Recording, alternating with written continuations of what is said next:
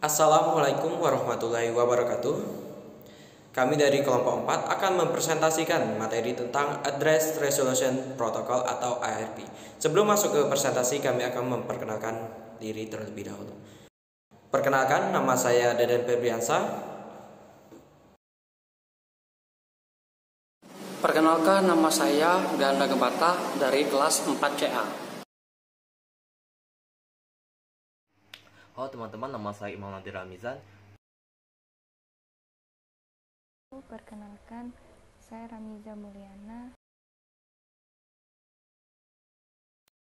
Perkenalkan, nama saya Dea Ananda Zedita.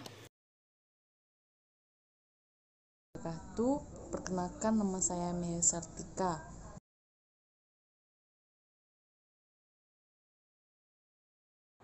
Oke, itulah perkenalan dari anggota kelompok kami. Baiklah, materi pertama akan disampaikan oleh Saudara Ganda Gempata.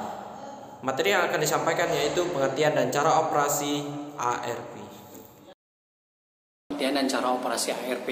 ARP merupakan suatu pemetaan atau mengasosiasikan alamat logika atau logical address atau alamat IP dengan alamat fisik atau physical address atau MAC address.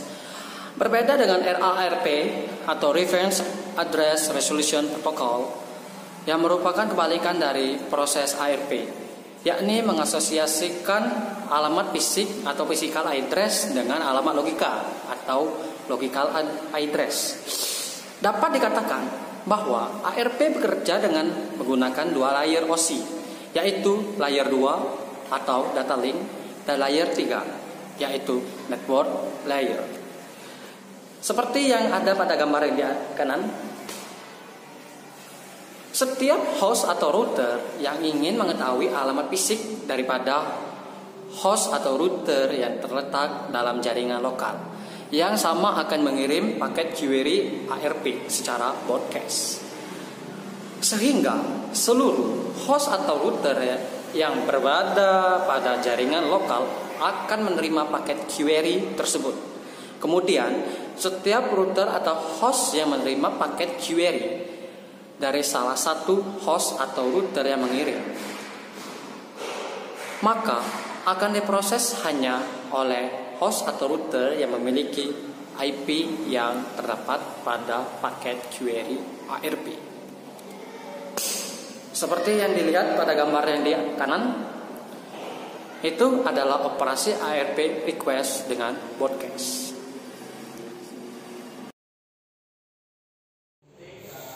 Itulah penyampaian materi tentang pengertian dan cara operasi ARP yang disampaikan oleh Saudara Ganda Gempata. Selanjutnya yaitu materi tentang format paket dalam ARP yang akan disampaikan oleh Saudara Imam Nadir Ramizan. Di sini saya akan menjelaskan tentang format paket dalam ARP. Baik, langsung saja. Berikut ini ada sebuah gambar yang memperlihatkan format paket ARP. Gambarnya bisa kalian lihat di sebelah kanan ini. Kemudian saya akan menjelaskan tentang format dari paket-paket yang terdapat dalam operasi ARP atau Address Resolution Protocol, di mana jenis format paket ini ada 9. Yang pertama yaitu ada hardware type, atau bisa disebut sebagai tipe perangkat keras. Banyak bit dalam field ini adalah 16 bit. Sebagai contoh, untuk Ethernet mempunyai tipe 1. Kemudian untuk protokol type atau disebut sebagai tipe protokol, di mana banyaknya bit dalam field ini ada 16 bit. Contohnya, untuk protokol IPv4 adalah 080016. Yang ketiga, ada hardware length, di mana field ini berisi 8 bit yang mendefinisikan panjang alamat fisik. Contohnya, untuk Ethernet panjang alamat fisik adalah 6 bit. Yang keempat ada protokol length, yang dimana field ini berisi 8 bit yang mendefinisikan panjang alamat logika dalam satuan bit. Contohnya, untuk protokol IPv4 panjangnya adalah 4 bit. Kemudian untuk request operasi, maksudnya untuk operation request dan replay, field ini berisi 16 bit yang mendefinisikan jenis paket untuk ARP. Apakah paket tersebut adalah ARP request atau ARP reply. Selanjutnya ada center hardware address, Banyaknya field ini adalah variabel yang mendefinisikan alamat fisik dari pengirim. Untuk Ethernet panjangnya ada 6 bit.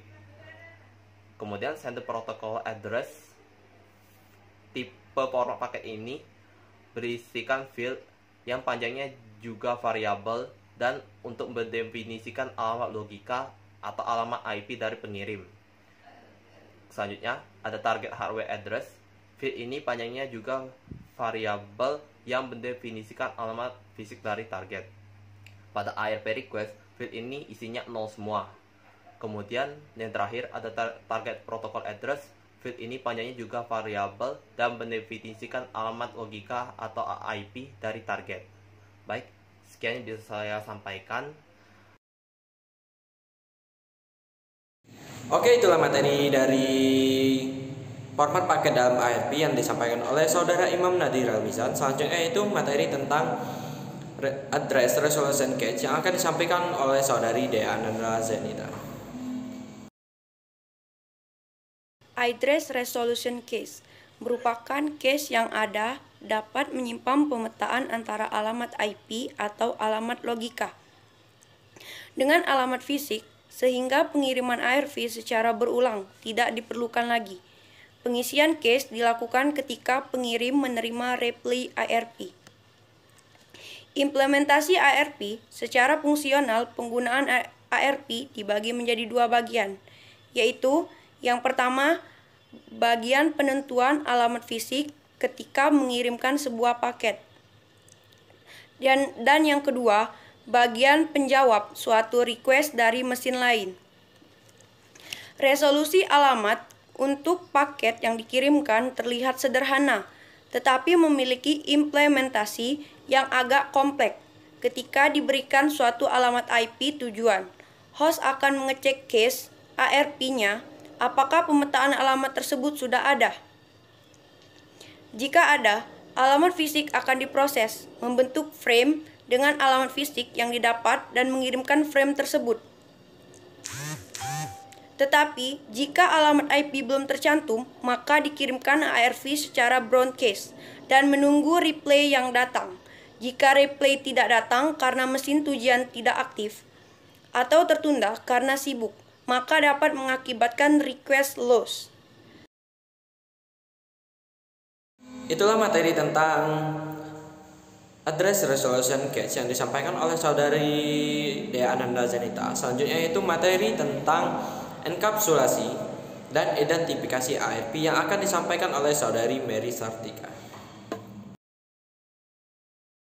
Enkapsulasi dan identifikasi ARP. Pesan ARP terkirim dalam bentuk frame dengan format, bisa lihat di gambar kanan saya.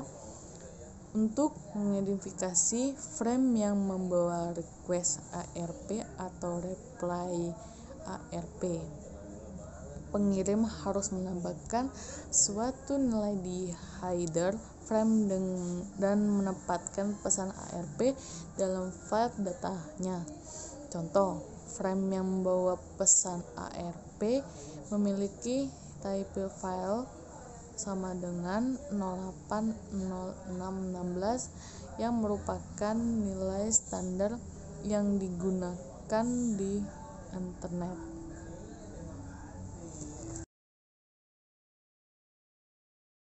Itulah materi tentang enkapsulasi dan identifikasi ARP yang disampaikan oleh Saudari Mary Sartika. Selanjutnya yaitu kesimpulan dari materi yang telah kami sampaikan yang akan disampaikan oleh Saudari Ramiza Mulyana.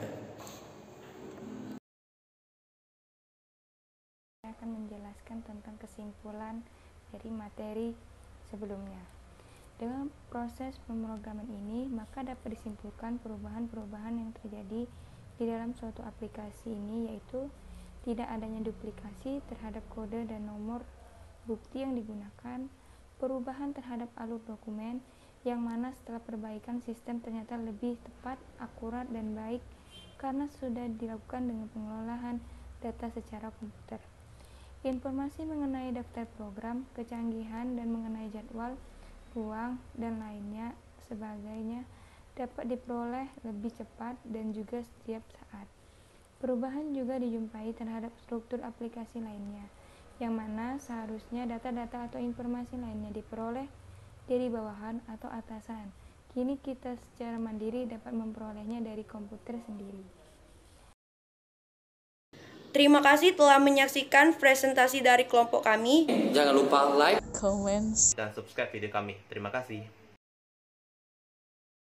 Saya akhiri. Wassalamualaikum warahmatullahi wabarakatuh.